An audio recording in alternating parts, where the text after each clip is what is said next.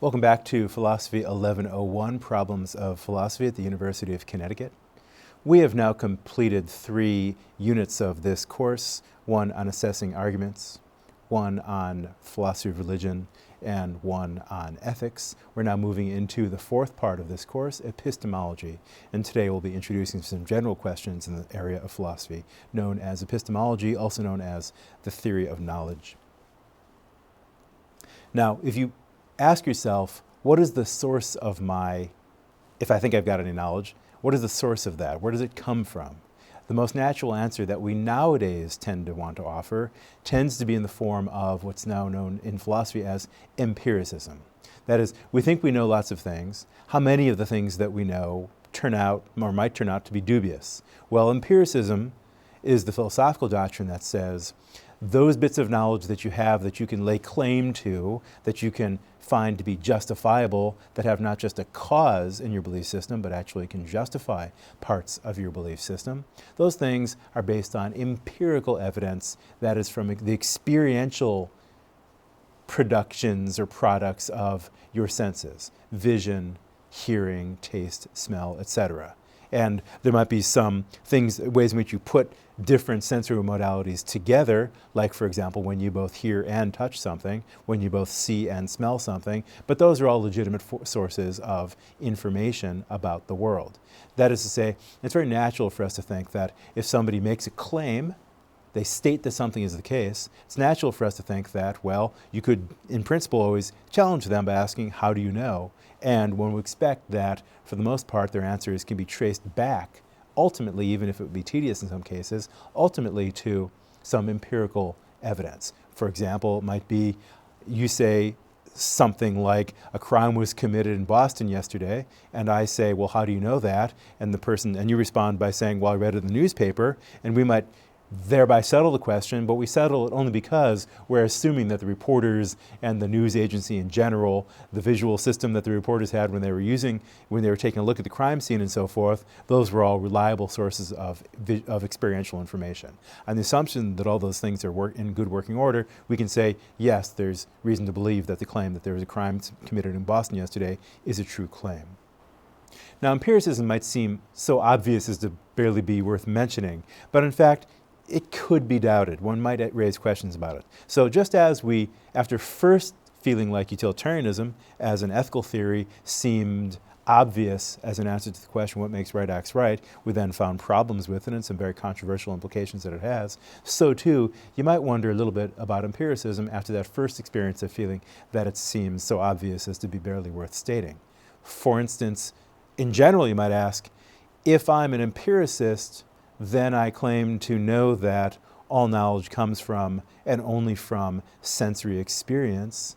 But then again, how do I know that that particular claim comes from sensory experience? What evidence that I might get from vision or with aids to visual experience, like, for example, a microscope or even a telescope, how could those help me to determine that empiricism is a true theory?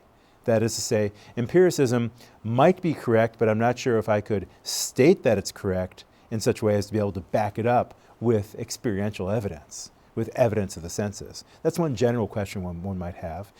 More specifically, you might ask, what does an empiricist, that is someone who espouses empiricism, what would they say about things that we take ourselves to know, but that don't seem to be connected up in any obvious way with experience of the senses? For example, I take it you think that various mathematical claims are true, that 2 + 2 is 4, that there's no largest integer. But I'm doubtful that you have evidence of the senses, vision, touch, taste, smell, etc., that are going to convince you of that, or that could convince somebody of that if they're not already convinced, that would establish those claims. It doesn't seem like we know about the truths of mathematics in empirical terms. Likewise, think about ethics. When we have a view such as that torturing a person, an innocent person, and a person who has not committed any crime, is wrong, then we might feel very strongly about that, but it's not clear what experiments we might conduct that would help us settle that question. That is to say, many philosophers have worried that if empiricism is true, it might make a mystery of what we take to be our knowledge of facts, both of mathematics and of ethics, perhaps other areas as well. So as you think about empiricism, I want you to ask yourself, of the vast number of things that you take yourself to know, which of those things are ones that you can trace back to sensory justification, where you can trace back the chain of justifications to the point where you can say, there is the empirical test, there is the event happening before my eyes that justifies the claim. It's not clear what you would do in the case of ethics or in the case of mathematics. Now, our next major philosopher whose work we'll be looking at, Plato, is going to try to show, in fact, that empiricism is questionable, and he does so by means of a dialogue between his teacher Socrates and a man named Meno. First, a little bit about Socrates, as represented in this dialogue known as Meno. Here's an image of him. He was known as a not particularly handsome man. His dates were 469 BC to 399 BC. He was the son of a midwife and a sculptor. He never published a word, even though he's one of the most famous philosophers in the Western tradition. He spent most of his time hanging around in the Lyceum, a kind of public place in ancient Athens where people would trade and gossip and share information with each other of various kinds. And he would often engage people in conversations about things that he cared about, for example, virtue and justice, knowledge, etc.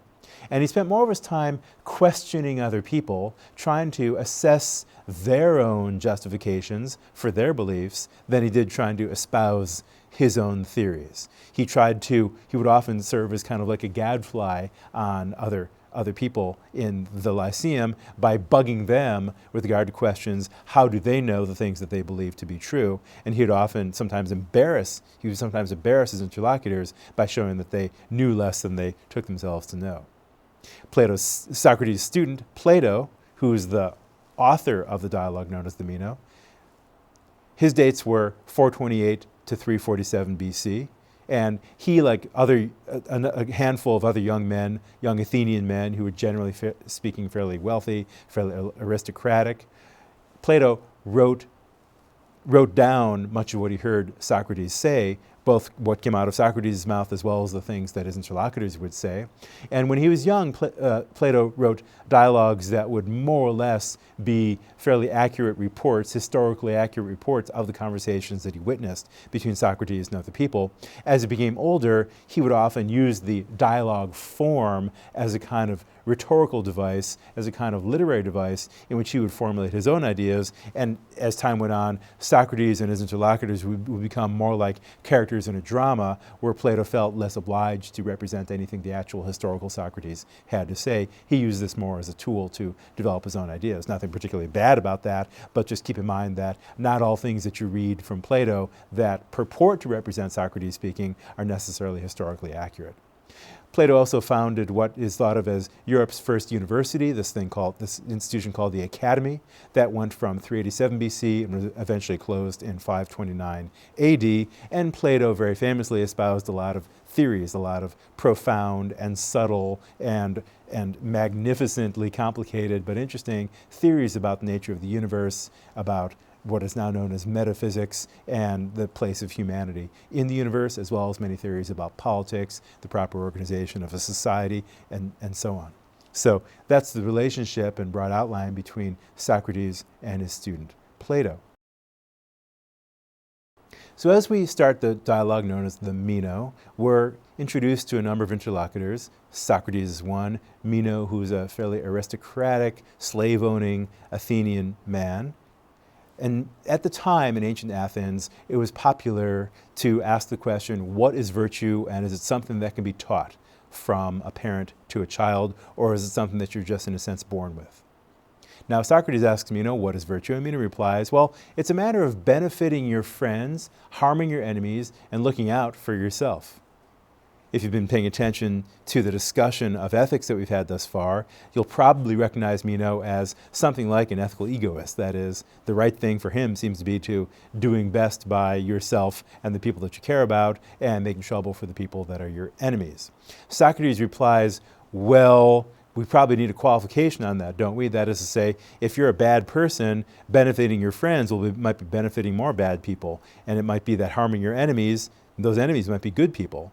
So Socrates suggests that benefiting your friends is fine so long as you do so justly. That is, so long as you do so according to the dictates of justice. And likewise, if you harm your enemies, that should happen only if you do so in a just way. It shouldn't involve, for example, unfairly accusing an enemy of yours of a crime they did not commit. That would be unjust, even if it does in fact harm an enemy of yours. And Meno agrees. He says yes. And then Socrates replies, but then virtue is defined in terms of justice. Don't we have to have justice be the more profound notion in terms of which virtue is defined? And after a number of pages in which they go back and forth, Meno kind of gives up and says, Socrates, you're like a torpedo fish. That is to say, when, I think he's referring to an electric eel, when you come up and touch somebody, you paralyze them, they're unable to move anymore. That's the way a torpedo fish operates. And Socrates, you're kind of like that too, for the reason that you paralyze me intellectually with all your questions. I thought I knew what I was talking about. I thought I had a view about what virtue is and that I could justify it, but your questions make me realize that I'm not so sure that I really do know what I'm talking about. Socrates goes on, and with further consideration of the question, where does virtue come from? Is it teachable? And more generally, what is the nature of our knowledge? Socrates asks Meno to send him forward one of his slave boys and asks the slave boy some questions from geometry. So the slave boy is now in front of us, talking to Socrates, and Socrates says to the boy, when you double the length of a square, when you take a square, suppose it is 1 by 1, and you double the length of each of its sides, what happens to the area? Does it become twice as big or larger than that or whatever? And the slave boy says, oh, well, it becomes twice as big. Now, Socrates says, look, I'm just asking this boy questions, and he's giving me answers. I'm not telling him anything, but notice he's got the answer wrong. We can show that the answer is wrong by noticing that this image that you're looking at now contains a diamond in the center, which is what you would get if you were to double the area of one of the 1 by 1 squares. But of course that fits easily inside the larger square that results from doubling the length of each of the sides of the original square. So the boy must be wrong, and I can show the boy that, and I can get the boy to see that the right answer is not the double of the size, that is, the area does not double when the sides of the square get longer, but rather increases geometrically. In the course of a number of questions that Socrates asks the slave boy, he gets the boy to see the right answer to how to determine the area of a square as you make the sides longer. But Socrates points out, I'm not telling him anything, I'm just getting him to see by showing him what happens when we do more of these calculations. That is, by eliciting answers to questions, Socrates gets the slave boy to figure out for himself, after an initial perplexity, of the sort that you might get if you were hit by a torpedo fish, gets him to figure out for himself, after initial perplexity, a geometrical fact. Socrates infers from this that the boy already had this information inside of him, if only unconsciously, or perhaps we should put it implicitly. And quite dramatically, Socrates concludes that this information must have been innate. He writes, or he says, quoting, and is not finding knowledge within oneself recollection. That is to say, Socrates suggests that all this shows that the boy must have had a soul that pre-existed his earthly existence, and that as a disembodied soul, he had some information inside of him, and all I've done is drawn it out from inside. I've caused the boy to recollect. I haven't given him anything new by way of knowledge. And notice that if Socrates is right about this, this seems to be a challenge to empiricism. That is to say, empiricism says that all knowledge that we have is got from the evidence of the senses, but now it seems that this boy is having knowledge that was in him in some sense, drawn out to the surface or up to the surface, that does not come by virtue of the boy's using his sensory information to get the answers to the geometrical question, but by something like calculation, and Socrates would also claim recollection. So let's think for a minute about what it is to have information in a way that is innate. Innate skills are widely acknowledged. That is to say, a pediatrician or a neonatologist will tell you that when a baby is born, if you put your finger into its hand, it will automatically, reflexively squeeze its fingers around yours, for example, sucking, etc., orientation of the eyes. Developmental psychologists know all about these kinds of things. Those are innate skills. Now, Socrates is suggesting perhaps that perhaps we also have knowledge, or at least information, innately. Now, that raises the question also, what might be the source of this, so to speak, cognitive reservoir? And as we suggested a moment ago, Socrates' answer to that question is that he will claim that my soul must have acquired it before I was born, before I had a bodily existence, and therefore that I in some sense existed before I came to have a physical being. Now, that's a significant, quite dramatic, perhaps even shocking conclusion to draw from a conversation with a perhaps 10-year-old boy over geometry. We might wonder whether or not there's a more conservative conclusion to be drawn from the information that Socrates was able to get out of the slave boy. You might wonder, first of all, whether, for example, a species could acquire information that's then passed on to each organism of that species. So it could happen that evolution through natural selection gives a species some kind of knowledge of, for instance, the behavior of certain types of predators, and endows even infant members of that preyed upon species with the ability to know how to avoid the predators of that kind. So too, it's helpful, I think, to distinguish between knowledge that is innate and knowledge that is implicit. These are different things. Implicit knowledge does not have to be innate. Implicit knowledge is something that I can know just as long as I've never paid attention to the fact that I'm aware of it. So for example, think about your sense of personal space. You could be made uncomfortable by someone, for example, in an elevator or sitting down next to you on a bench because they're violating your personal space. But notice that you could have a sense as to what is appropriate, what is inappropriate on the level of personal space, and have that be something that you're part of, that you're sensitive to all your life without having to pay attention to it in any conscious way. It only happens if it's dramatically violated, or, for example, you go to another country and experience a culture that has a very different sense of personal space, that will then become something that you're aware of. But it's not very, very plausible that anybody knows about norms of personal space innately, but we do know it implicitly, which suggests that we learned it as young children, but without paying attention to the fact that we were doing so. Likewise, you implicitly know that an object's size does not determine how fast it falls. We can use an example from Galileo to show you that you already intuitively knew that just because an object gets bigger does not mean that it's going to start to fall faster. You implicitly knew, until I mentioned it just now, I'm about to, here goes, that your earlobe is smaller than Greenland. And we might define implicit knowledge as A is implicit in B, that is, bit of knowledge A is implicit in bit of knowledge B, just in case, or if and only if, A can be deduced from B, and perhaps also B is something that you already are aware of. You can deduce from your general knowledge about the world that your earlobe is smaller than Greenland, even if you've never bothered to carry out that deduction before today. That's what it means to say that knowledge about your earlobe's relation to Greenland was implicit inside of you. But again, there's not much plausibility in thinking that you knew that innately, in the sense of knew it at birth. So notice importantly that you can know something implicitly without knowing it innately. There are lots of things that we learn just by virtue of our everyday experience with objects around us, as well as what we are told by other people without perhaps paying attention to what we're being told. We might still absorb it without paying attention to it. Those things might be implicit without being innate, and it might be natural to confuse the two. Just because I don't remember where I learned something doesn't mean I must have known it innately. Later on in the dialogue, Socrates talks more explicitly about knowledge and recalls at one point on page 90, hey, this reminds me of Daedalus's statues.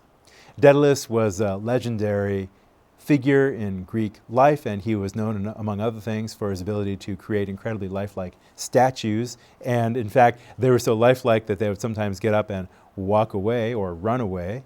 And so Socrates points out that Daedalus' statues were so lifelike that they would sometimes even come to life, and unless you tied them down, they would tend to run away. And now Socrates wants to suggest as well that there's a sense in which, if we're trying to figure out what knowledge is, we should distinguish between having a true opinion and having knowledge. So let's try to figure out what knowledge is in a more general way. To know something, that thing you know has to be true. That is, I can't know something if it's not the case. People often say things like the following: I knew I was going to win the lottery, say, but I lost. All they mean there is that they were certain that they were going to win, but I believe they're misusing the word know in that context.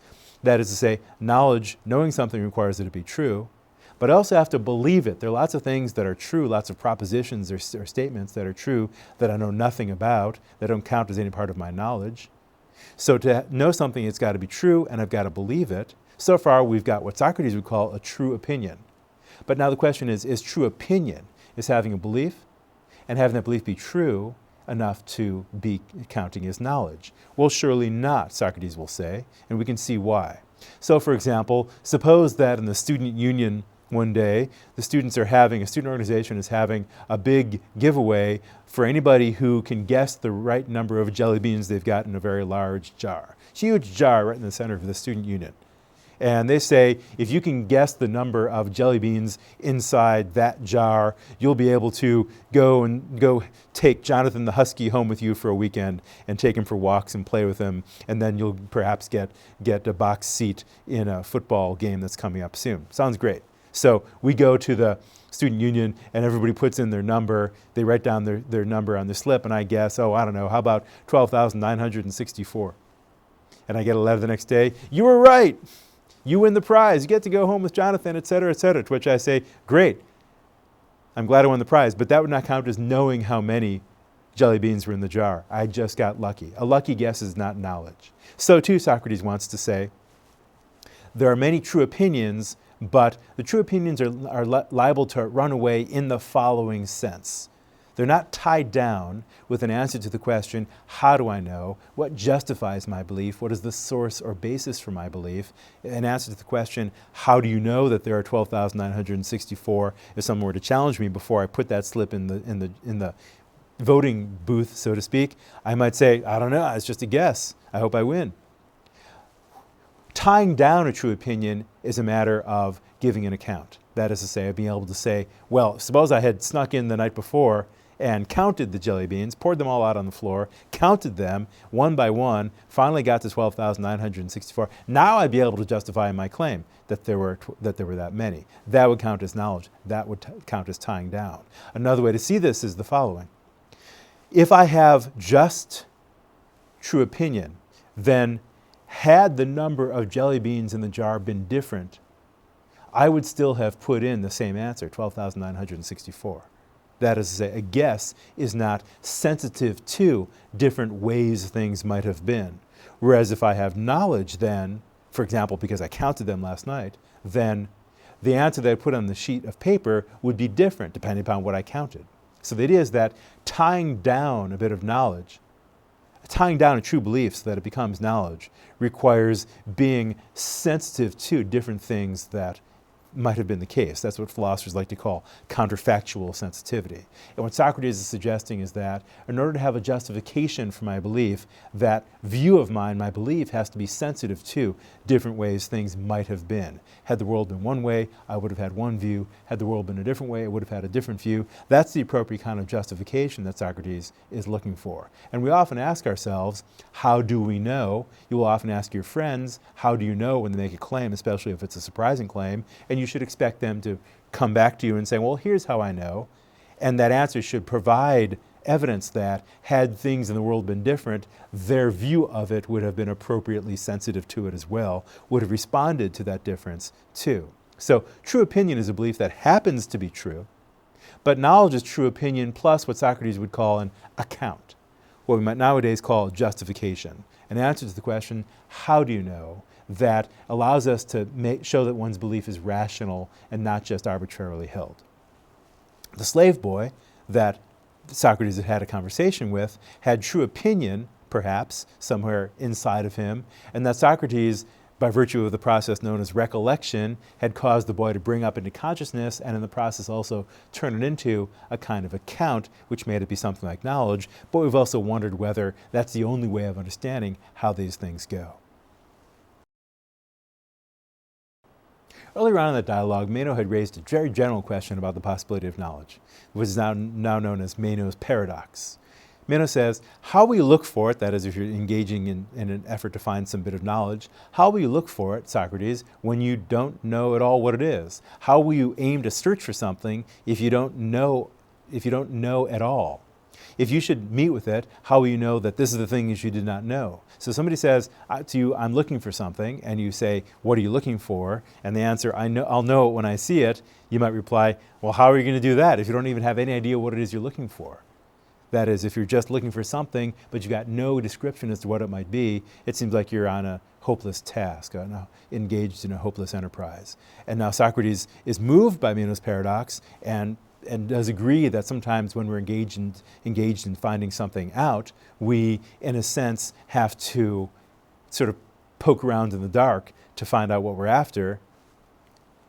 Now, Socrates does, however, make kind of a strange reply to Meno's paradox. He says, we must not believe this debater's argument, this argument that tries to show that it's impossible to get any kind of knowledge. That would make us all idle and faint-hearted.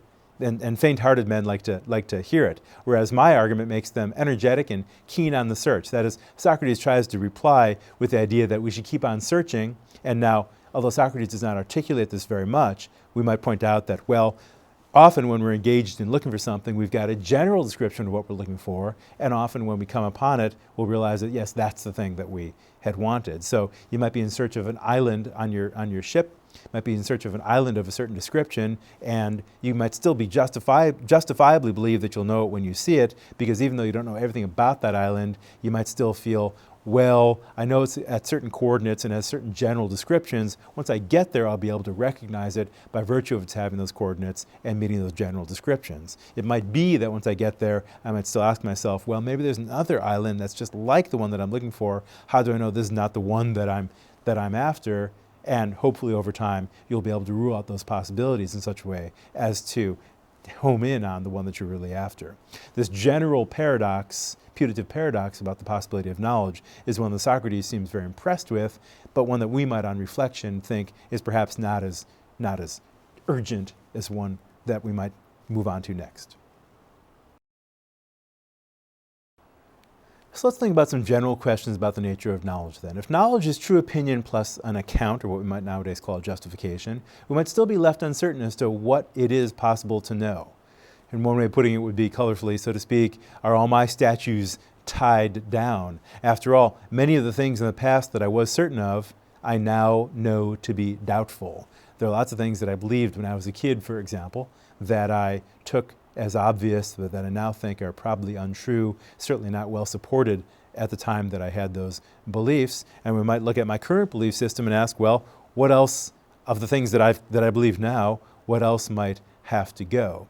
This is a question that was central to the thinking of René Descartes, who was a French philosopher mathematician. His dates were 1596 to 1650. He's a scientist, mathematician, and a philosopher. He invented analytic geometry. He was known, his name is behind, and he was the inventor of what we now call the Cartesian coordinate system. He had interests in optics, meteorology as well. Very important scientist, mathematician, not just a towering philosophical figure. And he's commonly credited with initiating the so-called modern era of philosophy. In philosophy, things don't change very fast. The movement of the fields is relatively glacial, and what we now refer to as modern philosophy began with, roughly speaking, the earlier part of the 17th century, including the writing, and very significantly, as a result of, the writing of René Descartes. And Descartes was also a little bit cagey with some of the things that he said, perhaps because he was wary of the fate that Galileo had suffered down in Italy. Galileo was subject to the Inquisition because he raised issues, propounded theories, made scientific discoveries that seemed to violate the teachings of the Catholic Church at the time. Descartes may well have been covering himself a little bit in some of his writings in order to keep from being persecuted as well. Now, in this book that we'll be reading for this course, the Meditations, he had a number of aims. He was interested in using reason to establish the doctrine of theism. He wanted to prove that the mind is a distinct kind of substance from the body. And he wanted to use part of his method to demand that the mind be free from prejudice and withdrawn from association with the senses, in the process of which he wanted to champion an alternative to empiricism, namely rationalism. Rationalism is a famous contender with empiricism for an adequate theory of the nature of knowledge. It's the doctrine that proper use of our reasoning faculties can give us the information that we need about our nature, about right and wrong, about mathematics, and perhaps in some way even about the external world, which is not to say that our sensory information or our sensory experience is irrelevant to the nature of knowledge, but it's a very far cry from providing knowledge on its own. It needs a great deal of intellectual refiguring and reformatting and clarification and refinement before we're able to count as having anything like knowledge. This rationalist doctrine is associated not just with Descartes, but with major philosophers who were greatly influenced by him, including Spinoza and Leibniz. Rationalists emphasize the use of reason, but of course few would deny that we get any information from sensation. Sensation, rather, is the raw material on which reason will often work, but it's never sufficient on its own to provide knowledge. Now, on the first page of the Meditations, Descartes makes reference to what he refers to as the false opinions of my youth. And here's a suggestion for the kind of thing you might have in mind there. Suppose you had been born into a society that took the universe to have as its center the Earth. For example, the Ptolemaic system of astronomy was a case of that kind. In the Middle Ages, for example, it was taken as self-evident that the Earth is the center of the universe. Whereas along comes Copernicus, who provides very strong evidence that in fact that isn't true, that in fact the Earth revolves around the sun. If you had started out life as following the intuitively, sensorily, seemingly obvious evidence that the Earth is the center of everything, and then had to give that up in light of the evidence from an astronomer like Copernicus, you might get a case, so to speak, of the willies. You might begin to wonder, well, if that thing that I took to be so obvious as to be beyond question turns out in retrospect to have been untrue, then you might wonder, of the other things that I take to be true, take to be obvious, take to be beyond question, how many of those things will end up being exploded sometime in the coming years as well? Descartes says, well, maybe there's a way of, as we're trying to forestall that or trying to prevent that happening again, if I could somehow raise everything to the ground, everything that's possible, that could possibly be doubted, raise everything to the ground in my belief system and begin again from the original foundations. If I have a chance of establishing anything firm and lasting in the area of knowledge, for example in the sciences, then perhaps I should find a way to build everything from the ground up, making sure that everything I do believe is something that I can be sure to be true, to be justified, to be something that can genuinely be said to know. And then he suggests, at last, after all this consideration and many years of putting this off, I'm going to apply myself earnestly and unreservedly to this general demolition of my opinions. Now, on the first reading of that, you might feel that that's a little bit masochistic. He's going to be demolishing his opinions. That must be very painful. But Descartes engaged in an enterprise that makes that intelligible. What he's saying is, I want to take a look at my whole belief system in such a way as to ask, of all those beliefs, are there anything inside of it that I can hold on to as something I can say, I definitely know this to be true, and there's no doubt that could be raised that could get me to have second thoughts about that particular set of beliefs? Is there any way of doing that? That's what he's going to be trying to engage in these meditations. By way of trying to raise things to the ground, he points out that, well, there are various ways in which our senses can and often do deceive us. So, for example, there are illusions, optical illusions, in which it looks like a circle is moving when in fact it's not. I'm sure that you've seen in psychology textbooks on perception and so forth, all kinds of illusions that make things look different from the way they are. Likewise, you might, perhaps you're sleep deprived, you've been staying up way too late, you might see a hallucination. Or perhaps you're ill, you've had a very, very bad fever, and you hallucinate that, for example, the ceiling of your bedroom is moving around in waves. These things are not terribly uncommon. Those are cases in which the senses deceive us. Of course, Descartes will say there are even dreams, in which you have a very, very vivid experience inside of your dream. At the time, it seems you believe that what's going on is true. That's why, for example, last night your roommate was screaming in her sleep, not because anybody was actually stabbing her, but because she was having a very vivid dream of someone doing so, perhaps. At the time, presumably, she believed that this was happening. That's why she screamed out. So that is to say, Descartes will point out that we do have these experiences that do deceive us. Illusions, hallucinations, and dreams are all cases of this kind.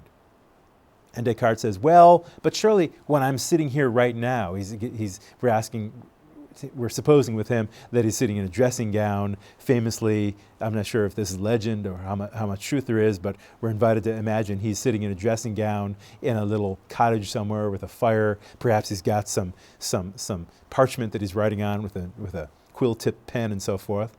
And he says, well, I do know that sometimes I have very vivid dreams, but surely right now I know that I'm sitting here in my dressing gown next to the fire with my pen in hand, etc. To which he replies to himself, well, this would be well and good were I not a man who's accustomed to sleeping at night, and in particular, even then our dreams sometimes are so vivid that we have dreams such as that I'm sitting in my dressing gown next to a fire writing some philosophy. Descartes responds to that by saying, well, perhaps then I can't be sure that I'm not dreaming right now, but it's at least this I can be sure. Even here, our dreams need some raw materials to draw on. For example, extension, that is size, shape, quantity, size, number, location of things. These concepts that we have, Descartes says, surely those dreams are based in something external to us, correct? Now, Descartes is, in a small way, showing his hand right there when he says extension, shape, quantity, size, number, and location, because he's suggesting at that point that those might be raw materials that do objectively correspond to something outside of ourselves, some fact of the matter about reality, but he's just trying to presage something that will come later. He's not pushing that too hard. But he wants to suggest that perhaps geometry and arithmetic are more certain than astronomy and medicine, because astronomy and medicine require sensory information, looking through telescopes, using stethoscopes and so forth, whereas geometry and arithmetic seem like they're things that we can do in some sense inside of our heads. And so they seem less subject to being areas of illusion in the way that our senses sometimes can deceive us. Now, if we were to have a conversation with Descartes right now, he might ask us to think about the person who's kind of a legend here on campus, Zeke. He's an 11th year graduate student in physiology and neurobiology. He's kind of a procrastinator. He can't seem to get that dissertation written. You might have seen him around campus. He kind of has long, scraggly hair. Doesn't look very clean. He tends to have clothes that are pretty badly torn up. He tends only to show his face around dusk and thereafter. He hardly ever comes out during the daytime. He is nevertheless an incredibly knowledgeable neuroscientist. He's got a lab somewhere in the basement of Oak Hall, and he has enough knowledge about the human brain that he knows how to take a brain out of a cranium and stimulate it in such a way, put it in a vat of fluid that conducts electrical chemical impulses. He can put it in a vat of some kind and send impulses through that vat so that the brain is stimulated in just the way it would be stimulated if it were inside the cranium from which it was taken. That is, if you think about it, however, he does have a history of sneaking into the dorm rooms of students late at night and spraying enough ether around the room so that everybody stays asleep, and then taking one person, maybe it was you last night, I don't know, and bringing you down to his laboratory, removing your brain from your cranium, putting it inside of this vat of fluid, and then starting to send impulses through that fluid in which your brain is now floating. Now, if that had happened last night, then think about what would be happening right now. He'd now be stimulating your brain by neurochemical means to simulate experiences, perhaps experiences that were exactly like the ones that you would be having if you were, for example, sitting in front of your computer watching a philosophy lecture. That is to say, Zeke might have been following you around for the last couple of weeks, finding out about your schedule, learning about what you do every day, and saying, okay, if I were to synthesize, say, Medea's daily life, I might know that at about 8:15 every morning she has the experience of drinking a latte, soy latte, but it's a latte, I know that much about her. And usually at about 11 o'clock in the morning she sends a text to or gets a text from one or both of her parents, and on throughout the day, because Zeke and the people that he works with have been following Medea around. Now he sneaks into Medea's dorm room, takes her whole body, including brain, out, brings it down to the basement, carefully removes the brain from the cranium, puts the brain inside the vat of fluid, and now he starts stimulating that brain with impulses so that Medea doesn't know any better. She has experiences that were just like the ones that she would have if she were waking up on a normal day. What Descartes might ask you to think about now is the question, how do you know that that didn't happen to you last night? That is, how do you know that your brain is not inside of a vat of fluid and being stimulated electrochemically by Zeke and his minions? Descartes will say, if you can't rule that out, then you're in a funny position, because that means there are lots of things that you claim to know that where that claim would be unjustifiable and perhaps even false. And even if you're not in the vat, you don't have a way of showing that you aren't. And so now it looks like even if you're in fact embodied as opposed to disembodied, you don't know that you are.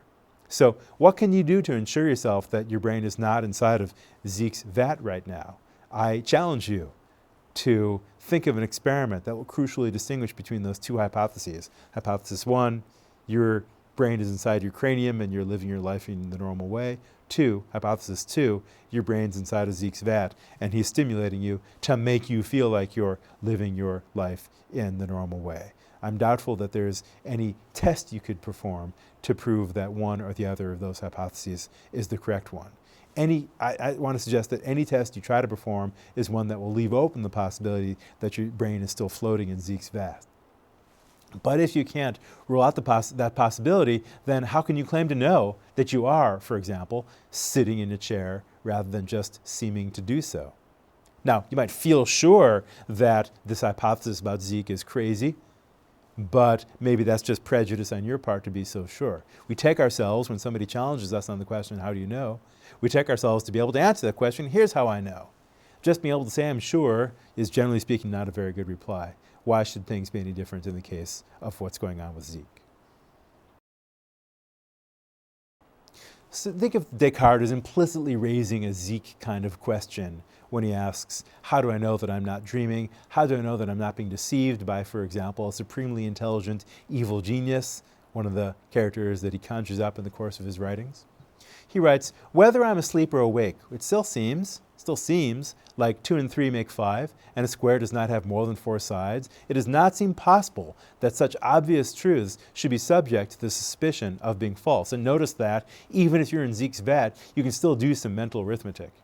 You can still do some mental geometry. You can still sit there and perform calculations, can't you? Of which those things you could be sure, perhaps, because whether or not you're embodied or disembodied, that is your brain, is inside your cranium or not, still you can do mental math, can't you? To which Descartes replies, well, since I judge that sometimes others make mistakes in matters they believe that they know most perfectly, maybe I, in like fashion, could be being deceived every time I add 2 and 3, or count the sides of a square. Descartes says, maybe I shouldn't even be sure about these things. Maybe I should leave open the possibility that somebody's deceiving me when I do even mental math.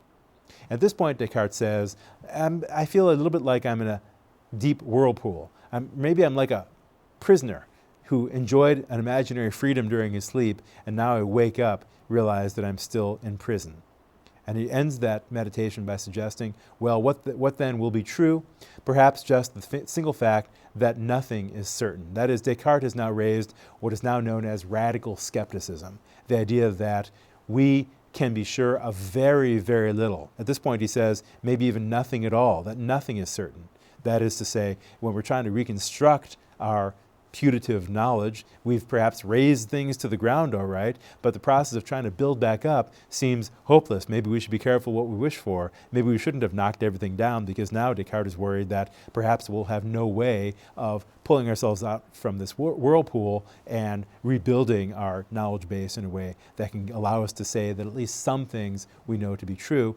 And the next meditations, as we move on to the next class meeting and next lecture, we'll see how Descartes tries to respond to this problem.